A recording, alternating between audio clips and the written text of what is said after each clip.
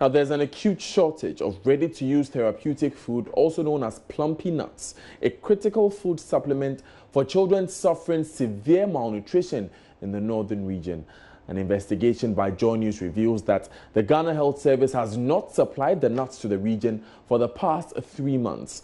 Justice Beidou was in the Nanumba North District of the region and reports that the shortage could be putting the lives of hundreds of malnourished children at risk. This image looks like those out of a refugee camp, or worse, a war-torn country. A heavily malnourished child desperately crying for help. He looks so emaciated, you can even count his rib bones. The upper arm circumference is 9.5, so it means the child is severely malnourished. The child is wasting. Baby Abdul weighs 6 kilos, way less than what a 1.5-year-old baby like him should be weighing. Abdul is just one of many stunted children who have been brought here to the health center in Leposi for ready-to-use therapeutic food, otherwise known as plumpy nuts. But there aren't any here. The critical lifesaver for children like Abdul suffering stunting ran out here more than 3 months ago, and the Ghana Health Service is yet to supply them. Ma Monimbe is Abdel's mother.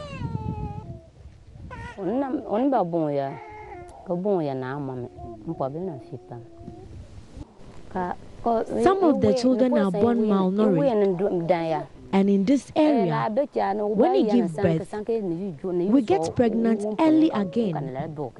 So a child would be 3 months and the mother would get pregnant. So we can't breastfeed, and so they get malnourished. These plumpy nuts could mean the difference between life and death for hundreds of children suffering acute malnutrition in communities like Leposi. They've already done 3 months of wait, and as the clock ticks, nobody knows how many more days they would have to wait.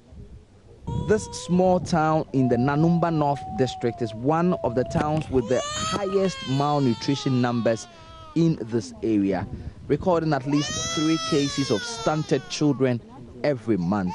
Daniel Al-Hassan, the nurse here, says time is running out for the children. My fear is that if we don't get this plumpy nut in time, most of the children will experience a severe form of malnutrition. These children, when they are malnourished, their immune system suppresses. So any little infection takes the child away. Something like common malaria can lead to death. The most affected are the underones and are pregnant women. Dr. Stephen Dadia is the district health director for Nanumba North. He says the shortage is a regional crisis. For the past 3 months, we could take delivery of over 50 cartons of the plumpy nuts. But as I speak to you now, 2 weeks ago when we went to Tamale, one made a request. We had only 4. It is a regional-wide issue. It is not just Nanumba North.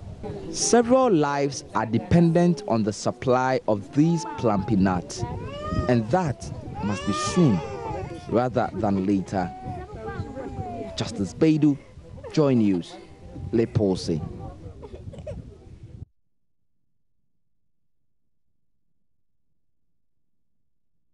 Now, Joy News investigations uncover how agents of top private license buying companies have adjusted their scales to rip off cocoa farmers. Our investigations also reveal some officials of the state-owned produce buying company are engaged in this dubious act. In his latest Hotline documentary, Missing Kilos, investigative journalist Kwete Nate exposes how 100 kilos of cocoa are stolen from a single farmer through adjustment of scales by produce clerks. Well, it's time to bust purchasing clerks in this dubious activity.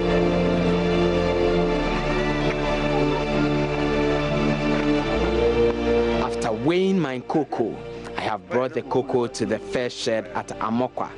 A man in his early 40s offers to buy the cocoa.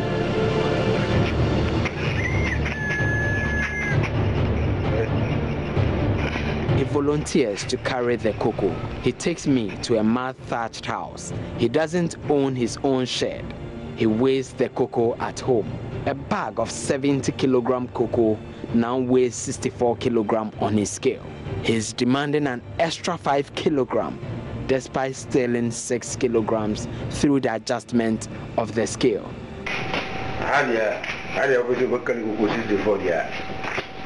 In this community, it will be impossible to find a shed that will weigh cocoa at 64 kilograms. Is there a depot at Anyinase, or do they also weigh the bag at 70 kilograms?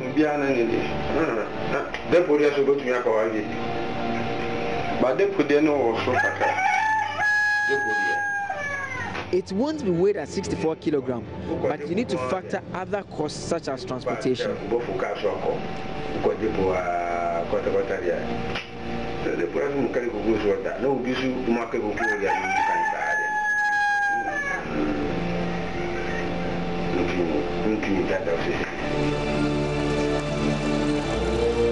I'm at the border town of Elubu.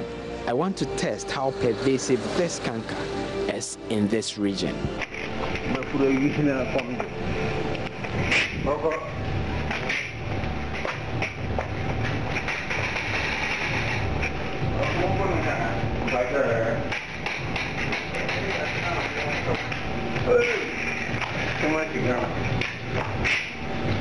This 6.4-foot tall purchasing clerk works with private license buying company Fudo.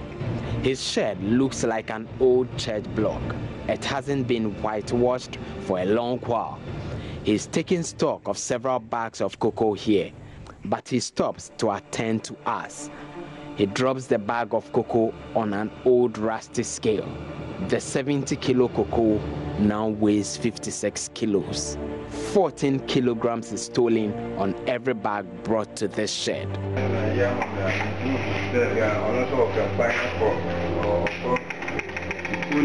Is that your brother? What do you want me to do?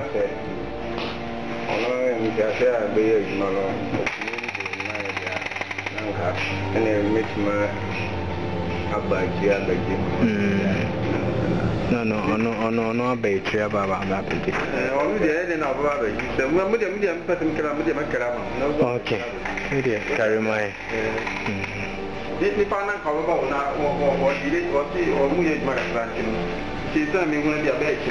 If you want me to weigh, I have no issue. I will do it for you. You can come for the money tomorrow.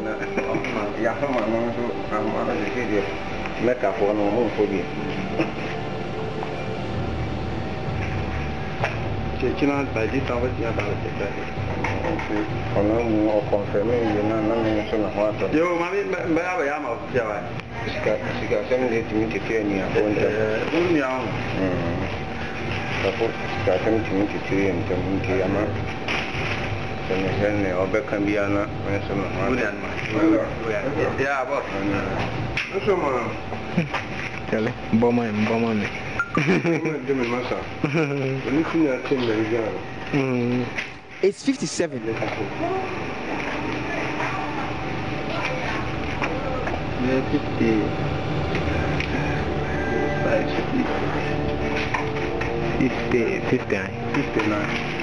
What's the readings? I know that cocoa is supposed to be weighed at 64 kilograms. 57. No, I weigh cocoa here at 67 kilograms. I have to deduct 1 kilo for drying of the beans.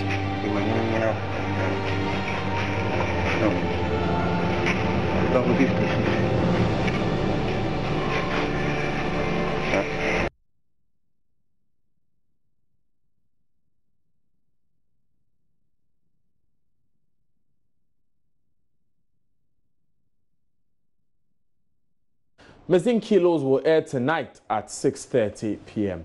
Moving on now, and scores of squatters whose structures were demolished yesterday are calling on governments to provide an alternative place of abode for them. 24 hours after their structures were demolished, some of them are reluctant to move as they slept under the destroyed makeshift structures. Maxwell Agbagba has more in this report. The rubble is still here at another part of the Central Business District where the demolition exercise was carried out by the Ghana Railway Company Limited. A lot of the residents who used to live here are still parking some of the properties that were not damaged. A lot of them are still worried about the demolition, as they say they do not have anywhere to go at this point. They are calling for government intervention. It has been a very big disturb to us, but right now we don't know what we have to do. They've stuck us here. We don't know where to go. So we want you people to talk for us so that they can give us some place to stay or to pitch to sell our things. No, they give us notice before, but we don't know the actual dates they come to demolish or they come to do the demolition exercise here.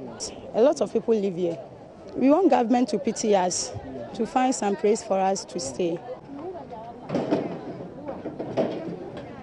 If you look through the rubble and what we have here, you can actually see personal possessions, still mixed with the debris of the structures that were here. A lot of them are makeshift structures. As we came here this morning, we've seen some police officers trying to get them to move away from this part of the Central Business District. But a lot of them are still adamant. They are not willing to go. We asked them, they tell us they don't really have anywhere to go to at this point. Prince, how long have you been living here?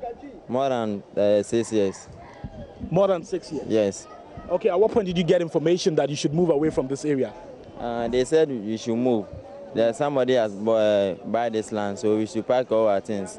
So yesterday, Sunday we are all there, Saturday we are here, and they told us that Saturday or around 5 o'clock they will come and just spoil this place. So we are all here. We didn't sleep.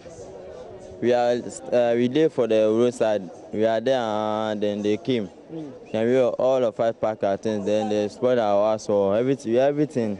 I mean, this is the place where I live. They spoiled my everything. This is where the structure used to be? Yeah. They spoiled our things, so you don't have anything to say. See some of them. Okay, so at this point we can see two gentlemen still sleeping under this shed. This makeshift structure was demolished yesterday, Sunday, but the guys in there are still, sleeping, not really, realizing what is happening around them. So even though police officers are coming here trying to move them away, they're unwilling to go. These two men are still sleeping in this structure that was demolished yesterday. Life is returning to normal at Ehia in the Kwabri East District of the Ashanti region. The town was the center of attention over the weekend after clashes between some two youth groups there left many residents injured. The fight was reported to have started early Saturday morning when the feuding factions attacked each other with machetes and other fatal weapons. We are told the fight came about after the indigents attempted to prevent the Zongo youth from partaking in a dance party they had held on Friday evening. The clash resulted in heavy traffic on the main Kumasi-Mampong road and destruction of wares of some vendors.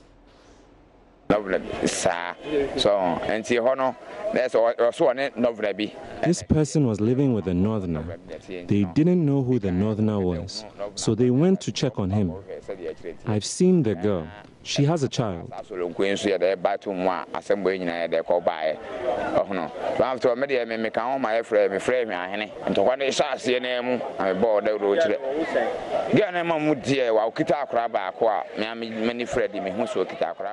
don't know whether she took medicine or not. We don't know. But that's what we wanted to find out.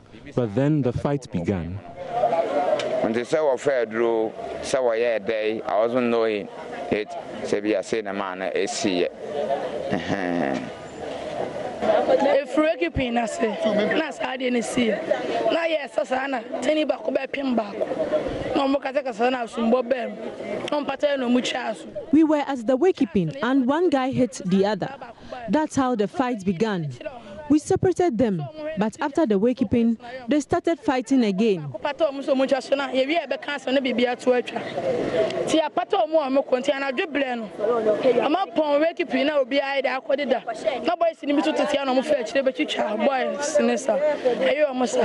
My brother is right now. I just called one of my brothers, and he told me he has been operated on, and he's now responding to treatment.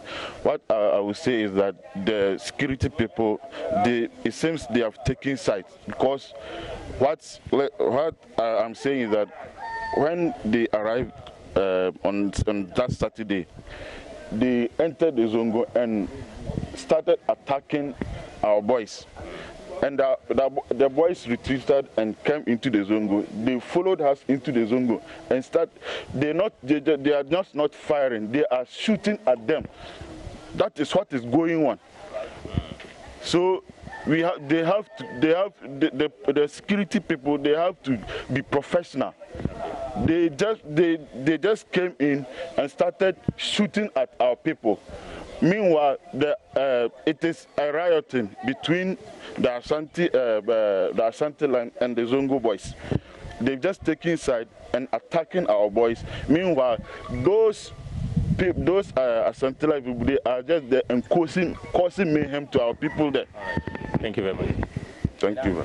My name is Abdul Fattah. My brother was... Now, a number of the suspects have been arrested by the police for their involvement in the clashes. They include 2 Zongo youth who were picked up for possessing a foreign handgun. Mohammed Nuruddin has been there, and reports of busy streets and residents going about their regular daily business. He joins us on phone with details. Nuruddin, what more can you report from that area? Daddy, what I can report now is that 2 of the schools in the area have been closed. Students and teachers have left for their various homes. I've been told that students were experiencing that the school could be attacked in any moment, and that teachers had to leave them to go home. According to the headmistress here at the FIADA JSS A and B, less than 40% of the students were in school. Some parents even came to pick their children, their ward back home. So there was a need for them to close because of the fear in the student. I mean, just a few minutes walk away from that school, there's another school called Evian Experimental, and I can see students busy learning here. Some are even writing their mock. And the teachers here are saying that there's no need for them to close the school because they have not seen any,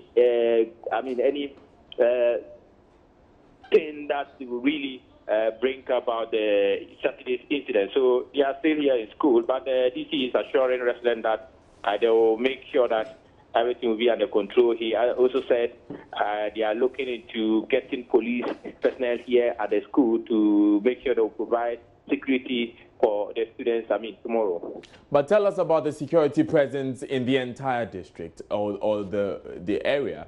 How is that like?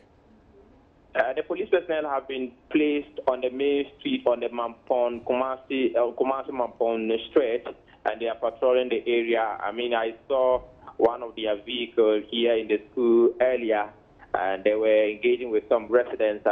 And so if you enter into the community, you see some of them moving around, making sure that they are going to provide enough security for the people in the community. I must also say that the district chief, executive, and his members in the community, in the district, would be meeting later today to decide on the next step.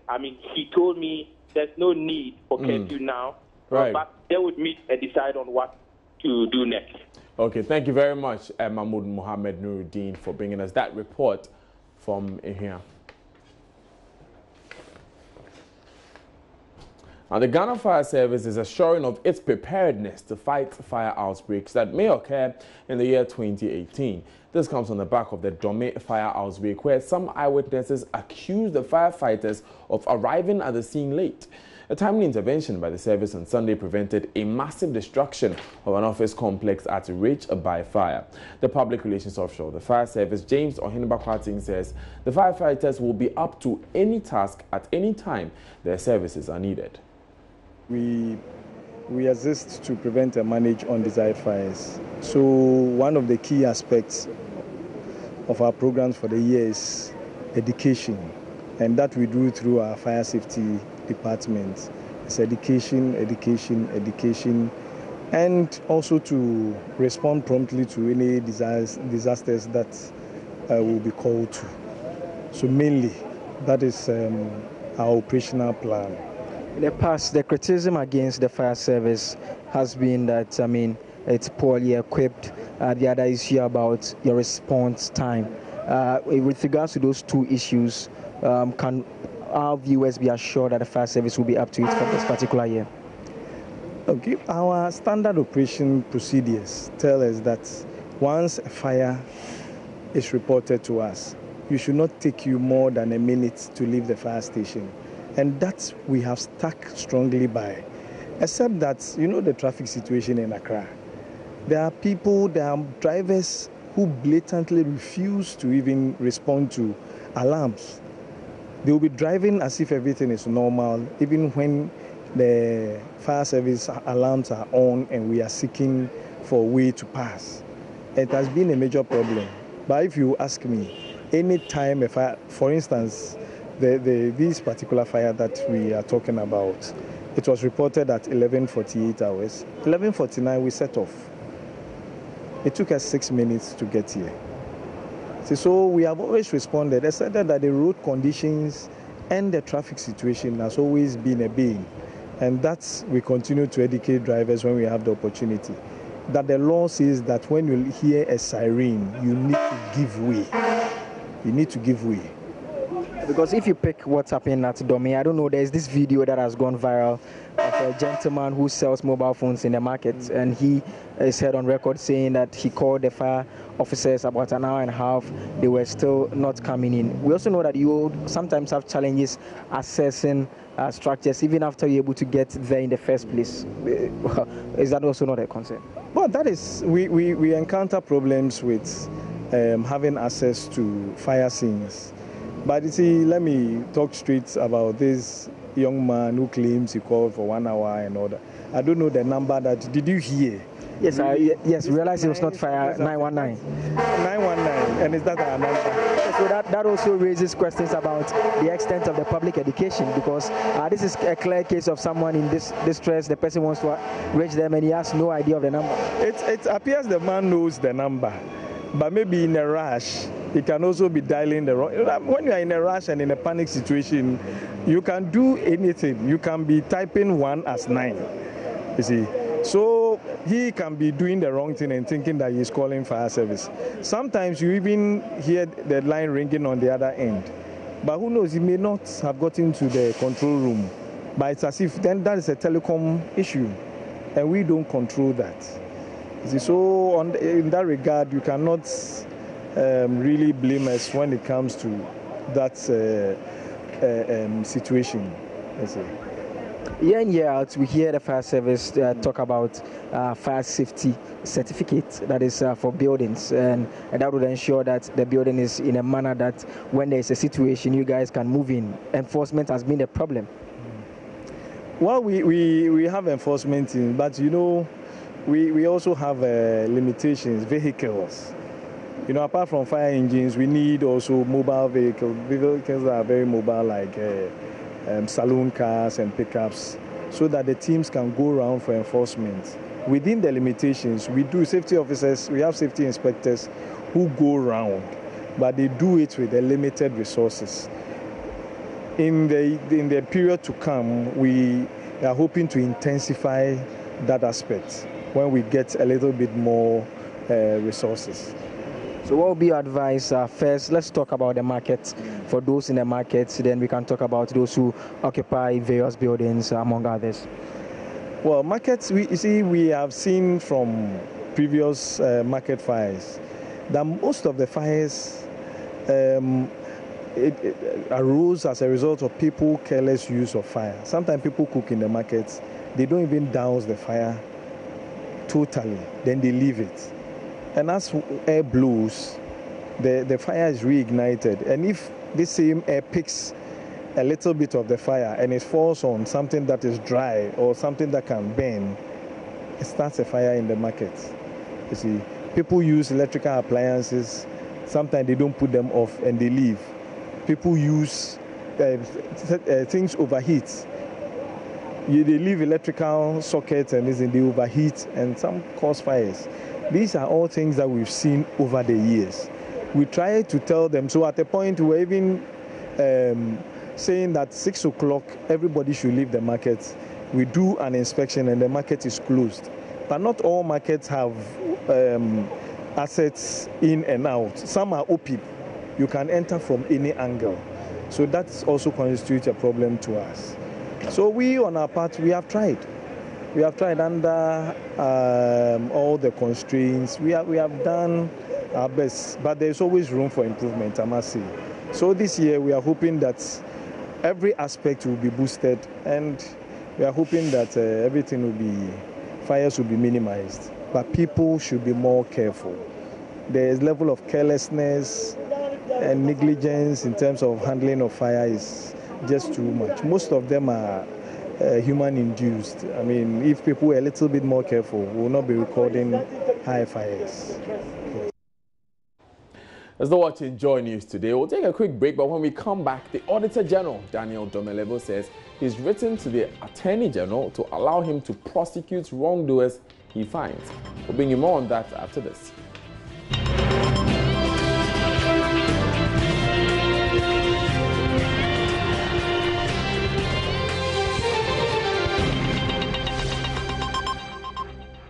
Thanks for staying with us. Now, the Auditor General's department will soon prosecute persons whom they find to have engaged in any illegality. Speaking at a news conference today, Auditor General Daniel Domelevo revealed they have applied to the Attorney General for a fiat to do so. The department has uncovered that 5.4 billion Ghana cedis were overpaid in contracts in 2016. They have in the past been criticized of simply publishing names of persons who have caused such improprieties. This has changed with the issuing of disallowances and surcharges by the department after a suit by pressure group Occupy Ghana. Daniel Domelevo, however, says his office will soon take their efforts in fighting corruption a step further. I've always told my colleagues that anytime they have time, they should read Occupy Ghana versus Attorney General again and again. I've read it more than 15 times. But anytime I'm in doubt, I go back and read that judgment. And you see, the judges provided a lot of clarity. This is the person there. It's not office. It says it's the individual person. So I can't say I'm surcharging the chief accountant of Ghana Education Service. No. I have to mention your name, that you are the one I'm surcharging. So it's a personal something. Do you have prosecutory powers? No. I don't have. As of now, very zero. It's completely zero. Can I have? Yes. That is if a fiat is given by the Attorney General to audit service, just like he has given to the police and others to prosecute. So if the Attorney General gives me a fiat, which I've actually applied for, if I get that fiat, you will see me in action. Now, the Northern Regional Security launched Operation Calm Lives in Tamale earlier today in a move to deal with growing insecurity in the region. In attendance were the Northern Regional Minister Salifu Said, security chiefs, personnel drawn for the military, police and the fire service. Hashmin Mohammed had the details and joins us via phone. Now, Hashmin, what's the mode of this operation? Well, the mode of the operation is to restore in northern region. In recent times, there have been reported cases of robbery incidents and pockets of violence in many communities. You remember the incident in Bimbila and in Bunkrugu, the Najo #1, where some armed men opened fire on some traders. So all these issues put together the Northern Regional Security Council, upon deliberation, decided to launch the Operation Come Live. The Ministry of Interior and the Ministry of Defense and the National Security have made presentation of 10 new vehicles supposedly for this operation. Now, earlier this morning, the Regional Security Council security personnel drawn from the military and police personnel patrolled through the principals of Tamale just to assure residents that they are ready to go in for the criminals. Okay. And the regional police commander, in our address to security personnel, is calling for a collaboration between residents and traditional rulers. They are saying that in often times, the intervention of traditional rulers and political leaders have stalled their work in their bid to bring peace and security in the region. Hashmin. Hello? Right, Hashmin, how long is this operation expected to last? Well, they haven't given timelines for this operation, but what they are saying that until they are satisfied with the general situation, the operation will continue, and this will cut across all the 26 districts in northern region. Regional Minister has directed all MMDAs to make provisions and logistics available to support the security by fueling their vehicles so that they can go in for these miscreants in the region. Right, thank you very much, Hashmin Mohammed. He's our man there in the northern region. Now, the arguments by some feminists that cooking should not be seen as a duty for only women has been supported by sociologist Dr. Mamli Tete. According to her, society has moved from the traditional definition of gender-based roles, and cooking must be seen as a life skill for both genders and not the sole duty of women or girls. She was speaking to Bernice Abubedu earlier on News Desk. When you talk about feminism and all the gender issues, inequality, it's about challenging the status quo, right? The status quo is that these are women's roles, these are men's roles. But gender roles are not cast in stone. What a man should do, what a woman should do, and what societal expectations are, these are not cast in stone. So as society evolves, these things would evolve. And so you don't say that this is what a woman must do. And so if now that she's out there working, she cannot do, you still insist that she does it, then both of you would not be happy. I don't think that cooking makes you any less of a human being or any less of a woman, right? But when we are talking about these, often you say that there is a problem when people say it is a woman's responsibility. Yes, gender and socialization has made it seem as though that's what women are supposed to do. And so girls have been socialized to maybe be better at it. But we know that boys can also cook. I see cooking not as a woman's job, but as life skills, right? Both boys and girls must learn to cook. In your years, that was what it was, because women were strictly at home. Now, with social change, women have also ventured into the public space and are doing as well as the men are doing. So if we are all out in the public space working, then it will be, we all need to manage the expectation, where you don't think that this banker is, and you also a banker, after you all been to your banking work, come home and then you both are equally tired and still expect that a woman should do it. If she willingly wants to do it, that's her job, but not to compel her to do it. Then maybe that's where the slavery thing would come. Okay. And that's why I chipped in the point about love gives. If the husband does it, if you love her enough and you can do it, there's no problem. After all, some men cook better than women. So would you say that because it is her duty, you would eat the bad meals she prepares when you can be a better cook? And marriage is about complementing each other.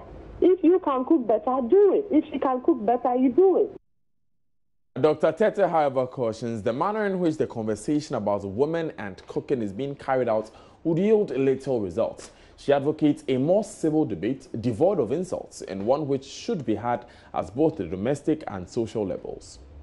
Of course, the discussion must go on, the issues must be questioned, but it's about doing it in a civil and respectful manner, so that the whole value of the discussion is not lost in all the invectives and insults. You can say what you want to say in a respectful manner, so people really get what you are trying to say. Challenging the issue does not mean you must be insulting. And that is where when we try to get insulting, then we lose the message. And people say that these are extremists. These are feminism is not extremism. Sure. It's you challenging the status quo and saying that there must be some level of equity. I agree that we have it at the domestic level. Yes, couples must decide what works for them. But we should also have it out in the public space like we are having now. Because we have young girls and boys coming up. We need to re-socialize people. A reorientation where no young boy thinks that I'm going to marry a woman who's coming to become my servant. Right? So we are partners, a re-socialization. Society is changing. We need to start changing some of these notions because gender roles are not static.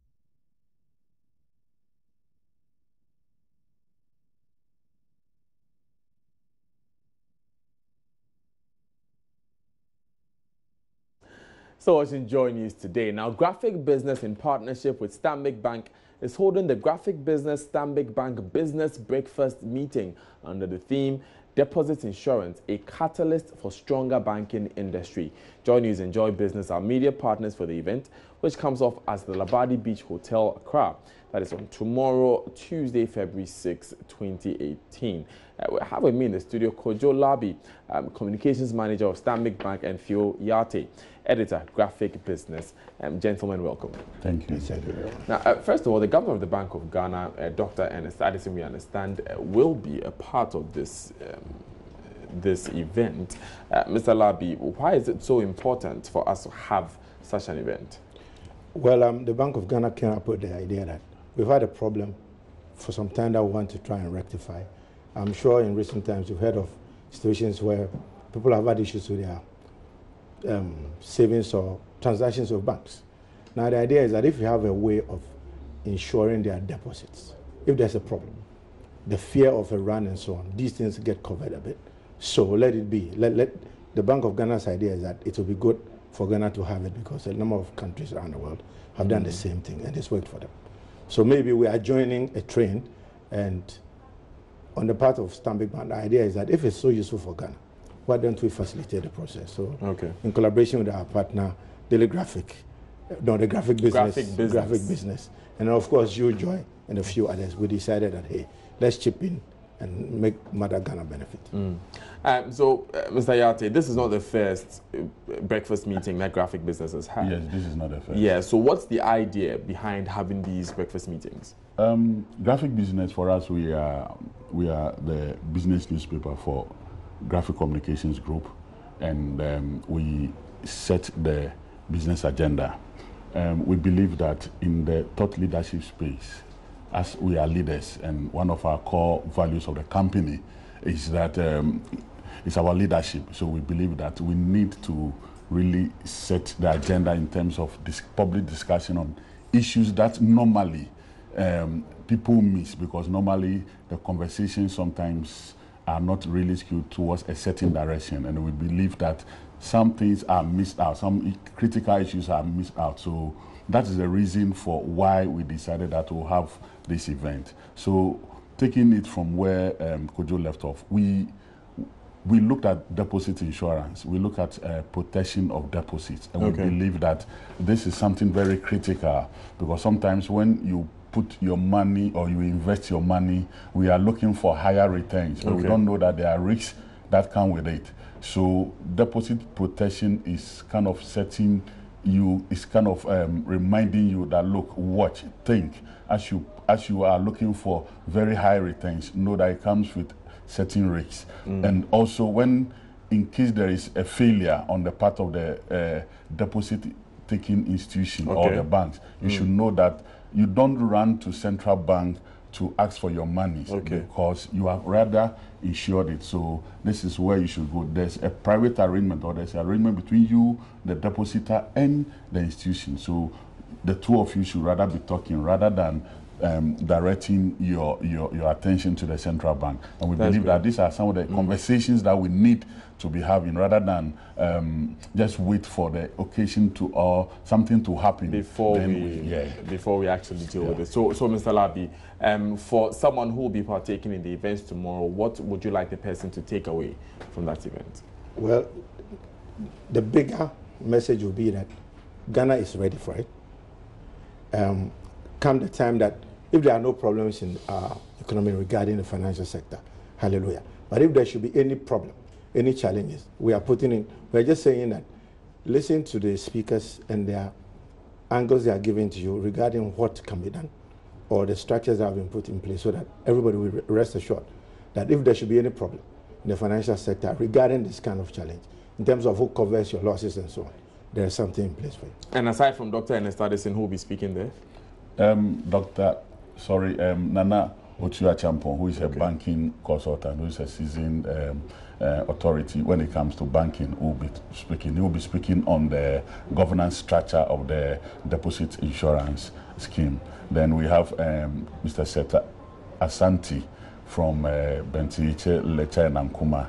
He's a lawyer, so he will be looking at the legal implications. He will do a critique of the law and would also be looking at whether the law as a safety net is strong enough to protect depositors in event of a problem. Yeah, yeah. So that is what. So these are the three. The three main speakers. But there are other bank CEOs and who will be there, who will also be sharing their experiences and their perspectives on the art. Yeah, and finally, we understand it's strictly by invitation. How can the public take part?